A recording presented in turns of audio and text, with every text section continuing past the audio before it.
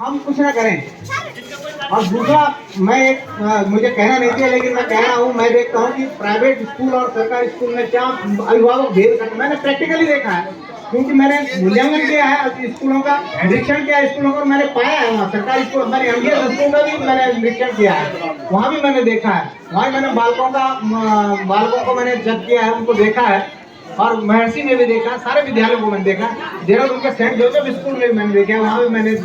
बच्चों का मूल्यांकन किया है। मैंने ये देखा कि सरकारी स्कूल में बच्चे को माँ बाप बिल्कुल निष्क्रिय हैं।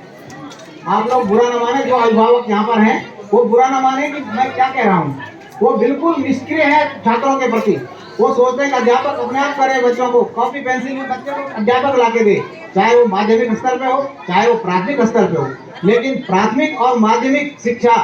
ये जो स्तर है, लेवल है बच्चे के, ये शिक्षा के स्पाइनल कॉर्ड है, रीढ़ जो है, जैसे हमारी रीढ़ की हड्डी, हम व्यक्ति जो उस रीढ़ पे खड़ा रहता है उसका शरीर उस रीढ़ की हड्डी पे खड़ा है, ऐसे ही प्राथमिक और माध्यमिक शिक्षा जो है शिक्षा की रीढ़ है। यदि प्राथमिक शिक्षा और माध्यमिक शिक्षा बच्चे ने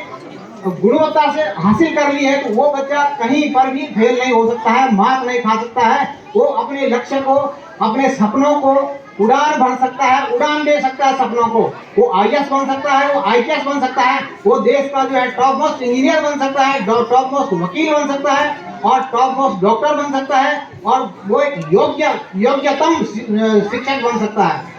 दूसरी बात, सरकारी स्कूलों में जो टीचर होते हैं वो कई कंपटीशन पास करने के बाद, डिग्री लेने के बाद, डिप्लोमा करने के बाद, तब वो जो है आयोग की परीक्षा देके तब वो अध्यापक बनता है। उसको कई मानकों में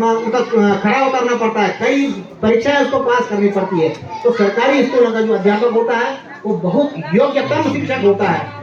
वो क्रीम होता है शिक्षक। तो वो जो शिक्षा बच्चों को ग्रहण कराएगा वो सर्वोत्तम शिक्षा होगी, वो गुणवत्तापूर्ण शिक्षा होगी। लेकिन हम लोगों की सोच है कि सरकारी स्कूल है, अरे भेज दो बच्चे को, वही खा लेगा वही पहन लेगा। सरकार कपड़े दे रही है, जूते चप्पल दे रही है, बस्ते दे रही है, सरकार सपोर्ट कर रही है, आर्थिक रूप से सपोर्ट कर रही है। यदि कोई गार्जियन उसका है, गरीबी रेखा में है और उस बच्चे को नहीं पढ़ा सकता, वो पुस्तक नहीं ला सकता है, बस्ता नहीं ला सकता है, उसके लिए कपड़े यूनिफॉर्म नहीं ला सकता है, जूते बैग नहीं ला सकता है, तो सरकार उसको आर्थिक रूप से सहायता देती है कि वो बच्चे को स्कूल में शिक्षा उपलब्ध कराए, शिक्षा दे और वो गुणवत्तापरक शिक्षा ग्रहण करे और अपने जीवन में सफल हो। सरकार की ये मंशा है, सरकार की मंशा ये नहीं कि उस बच्चे को पंगु बनाना है, सरकार की मंशा है कि जो गार्जियन, जो माँ बाप बच्चे को जो है उसके लिए ड्रेस मिला, दो ड्रेस उसको साल भर मिलती है, उसको बस्ता मिलता है, किताबें मिलती है, शायद मैं सही कह रहा हूँ, इसको गुरुजन अच्छी तरह के जान सकते हैं या गार्जियन जान सकते हैं, और साथ में उसको स्कॉलरशिप भी मिलती है। ये इसलिए कि उसको आर्थिक रूप से सपोर्ट भी किया जाता है बच्चे को। लेकिन गार्जियंस क्या करते हैं, उस सरकारी स्कूल के बच्चे के प्रति लापरवाह है, घोर लापरवाह है, लापरवाही नहीं घोर लापरवाह है। मैंने प्रायः ये देखा है, प्रैक्टिकल बात कह रहा हूँ, ये नहीं कि मैं गप भाग रहा हूँ, मैं ये प्रैक्टिकल चीज कर रहा हूँ, मैंने बता रहा हूँ, मैंने हजार से ज्यादा स्कूलों में निरीक्षण किया है और मैंने यही पाया है। उसमें गार्जियन सोचते हैं कि प्राइवेट स्कूल मेरा बच्चा पढ़ रहा है, उसकी पैंट पे प्रेस भी करेगा, उसको सॉक्स लाएगा, उसके लिए वो क्या कहते हैं टाई पैंट बांध देगा उसके गले में, उससे पढ़ाई नहीं होती है, वो एक दिखावा है। प्राइवेट स्कूल जो है दिखावे का केंद्र है और सरकारी स्कूल शिक्षा का केंद्र है, यही अंतर है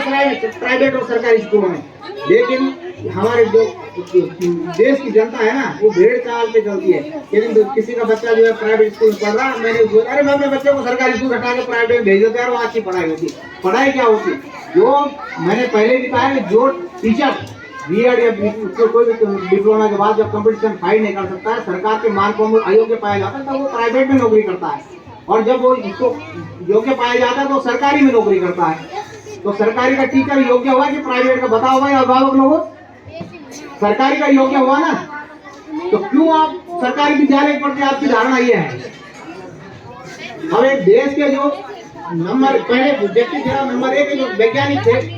डॉक्टर एपीजे कलाम, जिन्होंने सपने की उड़ान को जन्म दिया, इसके जन्मदाता थे, उनका उद्देश्य ही यही था कि एक मंच पर अभिभावक, शिक्षक और छात्र छात्राएं एक मंच पर एकत्रित हों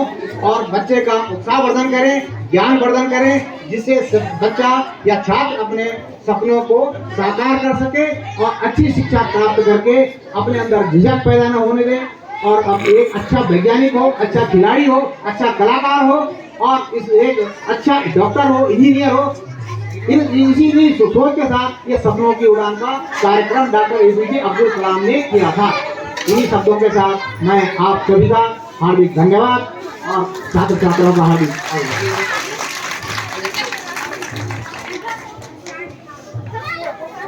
तो साथियों, ऐसा कुछ चल रहा है अपना कार्यक्रम संकुल धारकोट में, सपनों की उड़ान। चलिए आगे चलते हैं फिर।